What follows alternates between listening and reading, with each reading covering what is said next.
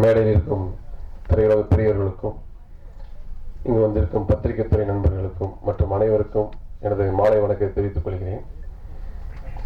இந்த சுவாதி கொலை வழக்கு படத்துக்கு டைரக்டர் ரமேஷ் சார் சொல்லணும்னா ஒரு தயாரிப்பாளருக்கு உதவிய ஒரு இயக்குனர் தான் சொல்லுவேன்.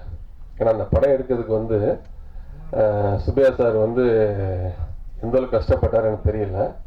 உண்மையிலே ஒரு டைரக்டரா ரமேஷ் சார் எல்லா ஃபினான்சியேட்டையும் எல்லாத்தையும் போய் ரொம்ப நாளைக்கு அப்புறம் நீண்ட நாளைக்கு அப்புறம் சுப்பையானுக்கு ஒரு பேர் வரணுங்கிறதுக்காக அவரே அந்த பைக்ஸில் ப்ரொடியூசராக பேரை போட்டிருக்கலாம். இருந்தாலும் தன்னுடன் ட்ராவல் பண்ண தயாரிப்பாளர்னால உண்மையிலே சுப்பையான் எனக்கு இந்த ஒரு பெரிய வாய்ப்பை கொடுத்துருக்காரு. எனக்கு கிட்டத்தட்ட ஒரு 15 வருஷத்துக்கு அப்புறம் சுப்பையா சார் அந்த படத்தை பண்ணுறாங்க. ஏன்னா ஃபஸ்ட்டு பெரியண்ணான்னு ஒரு படம் பண்ணும்போது அந்த படத்துக்கு எஸ்சி சார் தான் ஃபுல்லாக கூட இருந்து பண்ணி அவங்க ஃபேமிலிக்கு எல்லாத்துக்குமே செட்டில் பண்ணாங்க. விஜயகாந்த் சாரோட ஒரு நிழலா 25 வருஷம் ட்ராவல் பண்ண சுப்பையா அண்ணன் ரொம்ப நாளைக்கு அப்புறம் பண்ணுறாங்க. தயாரிப்பாளருக்கு உதவிய இயக்குனர் சிலவற்றில் நான் ரமேஷ் சார் அந்த மேடையில் ரொம்ப பெருமையாக பேசுகிறேன். ஏன்னா அவ்வளோ தூரம் ஒவ்வொரு ஸ்ட்ரகிளிங் அப்போ கூட இருந்து எல்லாம் பண்ணி எல்லாம் பண்ணாங்க.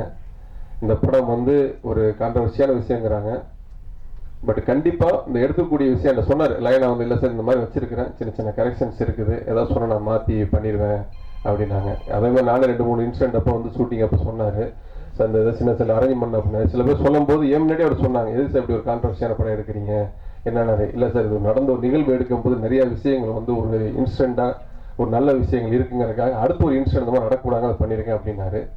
கண்டிப்பாக அந்த படம் அவருக்கு ஒரு நல்ல அங்கீகாரத்தை கொடுக்க வேணும். தயாரிப்பாளர் சுப்பையா அவர்களுக்கும் பெரிய இதை கொடுக்க வேணும். பட் அனைவருக்கும் இந்த படத்தை அங்கீகாரம் கொடுக்க வேண்டி விடைபெறி நன்றி வணக்கம்.